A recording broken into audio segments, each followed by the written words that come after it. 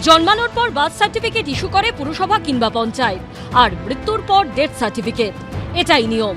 কিন্তু এই নিয়মকে বুড়ো আঙুল দেখিয়ে কি বেআইনি পদ্ধতিতে ইস্যু করা হয়েছে হাজার হাজার বার্থ সার্টিফিকেট? তাও কি আবার এসআইআর আবহে? যেন তেন প্রকারে ভোটার তালিকায় নাম তুলতে? এই দুর্নীতির পর্দাফাশ করতে কলকাতা থেকে জেলা বড়সড় অভিযানে নামলো পুলিশ। কলকাতা থেকে জেলা চলল তল্লাশি।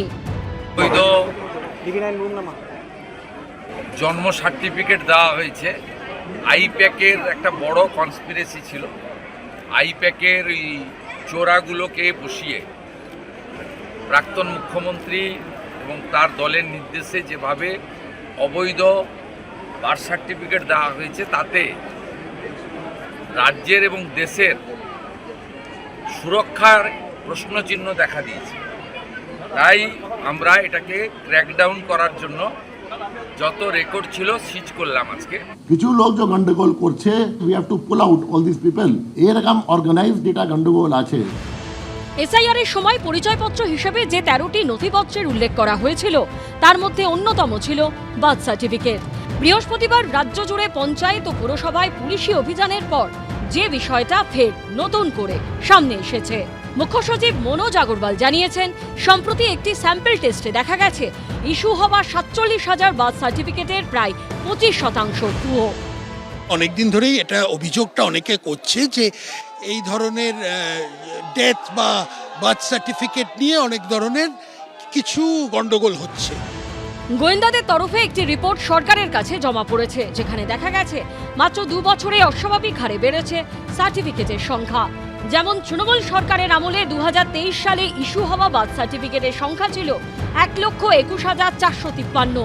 2024 সালে তা বেড়ে হয় 3,81,591, আর 2025-এ সংখ্যাটা লাফ দিয়ে বেড়ে হয়েছে 10,50,441, এবং 2026 সালে এখনো পর্যন্ত বার্থ সার্টিফিকেট ইস্যু হয়েছে 5,12,632।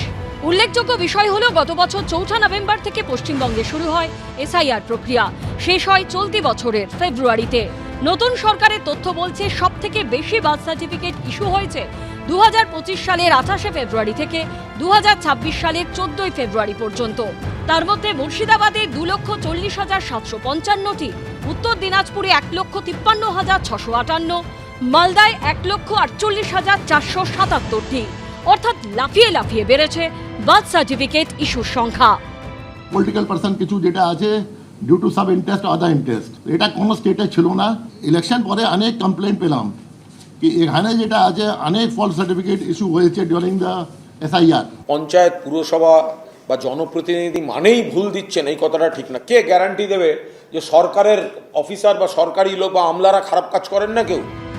বছরের পর বছর তদন্ত চলবে, নাকি দোষীদের দ্রুত খুঁজে বের করে দৃষ্টান্তমূলক শাস্তি দেওয়া হবে, সেটাই দেখার।